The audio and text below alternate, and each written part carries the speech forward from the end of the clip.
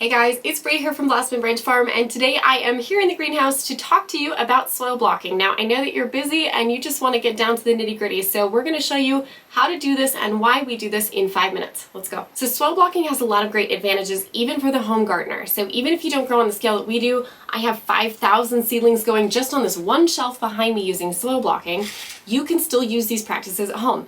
Here is why we soil block. We soil block because number one, it saves space. We don't have to store a lot of plastic seed trays and things in the off season. All we have to store is this bin full of our equipment, and that's it. The other reason is because it uses less plastic. So if you're trying to move away from sort of the unsustainable practices of using disposable plastic seed trays, soil blocking is a great way to go because their soil blocker will last you forever. It's made out of metal. These guys are super strong. This is gonna last you forever.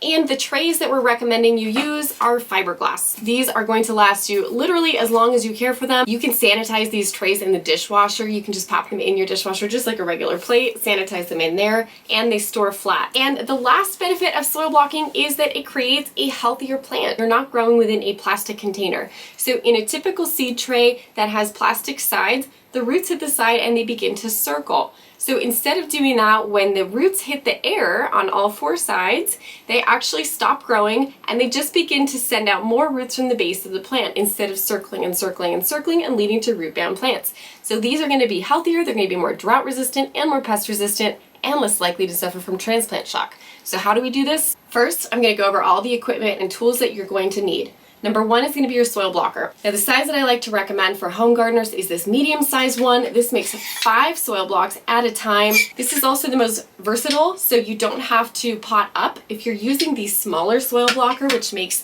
the little tiny 3/4 inch blocks, you often have to pot up into the next size up, which is a little time consuming. Starting this, you won't have to pot up. You will also need a watering can with a long neck and a narrow spout for watering. Some kind of humidity dome. You can either use burlap or saran wrap over the top of your soil blocks while they're germinating. I like to use just a regular bin and a spatula. This is the paint scraper, and this is for mixing and scraping your soil blocks. The last thing that you're going to need is a sifter. It's best to sift your potting soil before you soil block with it because it helps get the big chunks out. All right, let's get into it. There are lots and lots of recipes out there for soil blocking, but there's one that I've been using that I recommend. We actually use a peat-free potting soil called Coco Loco from Fox Farms, and we mix that with wool pellets. We decided to use wool pellets this year. You can go watch our video about wool pellets, but what you need to know is that they have a slow-release fertilizer, and they're also great for water retention.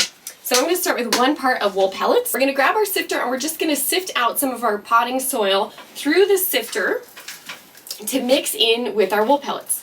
So I'm going to add 4 parts of my sifted Coco Loco potting soil to my wool pellet. And this is by volume, not by weight. All right, now I'm just gonna mix this together. You wanna mix it really well. I have my dirt pre-mixed now, so I'm just gonna scoop that into my bin.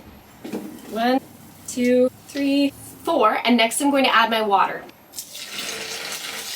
I always recommend starting with less water than you think that you need so that you can always add more water as you go. It smells woolly. It smells like a wet sweater. Okay, so this texture is looking just about right. You can see how it's a little bit glistening there on the soil, and if I pick it up and squeeze it, some water runs through my fingers. Here's our soil blocker. Again, this is the medium size, and how it works is you're gonna stick this in, wiggle it to get the soil in, and then you're gonna squeeze your trigger to depress the blocks.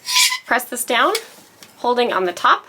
Wiggle, lift, and see there's a couple down here at the end that didn't get any, so I'll make sure to fill those. Use my scraper just to level off the bottom. I'm going to do 1 more press and wiggle, and then just level up that bottom. Place your blocker right on top, and you're going to hold right in between this top trigger and this part to squeeze and release the blocks. So these little dibbles are perfect for setting your seed into. Now, if you need to bury your seed, you can just cover these up with a little bit of vermiculite or some more of your seed starting soil, and they will be covered to about 1/4 inch of depth. You just put them directly into those little dibbles. Now, I prefer to sprinkle with vermiculite, but you could just use a little bit of the seed starting soil. And now we're going to cover to help hold the humidity in. So again, you can either use burlap. If you're going to use burlap, I would recommend wetting it first, and then just place it over the top of your soil blocks, and this does require more frequent wetting. So the burlap doesn't hold in moisture quite as well as the saran wrap does, but if you want to avoid the plastic, the burlap is a great option. Your other option is to use plastic wrap. You can see we just reuse the same piece over and over. Now you can bottom water until these germinate. So let's talk about watering next. So here we have a tray of some seedlings that we've been testing. Now these are 3 different soil block recipes, so that's why this one doesn't look very good. And place the water, and I just let that water sit in there, and I let the soil blocks wick that water up. So as they kind of sit and absorb this water, the water wicks up. So that's better for the leaves because the leaves aren't staying wet during this process. So that helps with fungus issues. Once these have absorbed enough moisture and they're nicely saturated, I'll just tip the tray to pour out any excess water. So that's really easy with these nice firm trays and the shallow sides.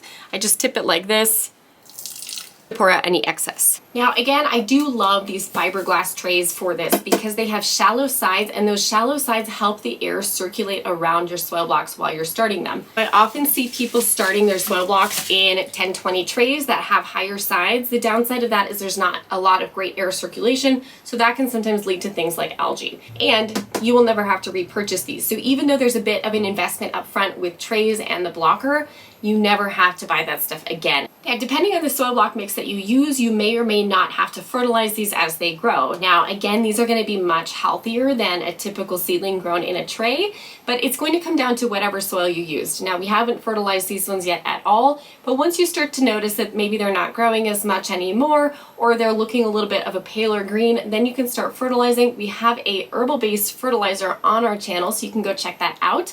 Or you can use diluted fish emulsion. Just do 1 teaspoon of fish emulsion per gallon of water to fertilize your seedlings. All right, guys, that's soil blocking. So you'll still want to harden them off and do everything else just like you do a normal seed. I know that it can be intimidating to try soil blocking, but I'm telling you, once you get into it and you see the first year how much healthier your plants are, you will be convinced and you'll want to soil block everything just like we do. All right, guys, if you like this video and this content, please feel free to subscribe and like below. It really helps us a lot when you do that, so we really appreciate it. And if you have anything that you want to know about soil blocking, please put it in the comments below. Now get out there and get gardening.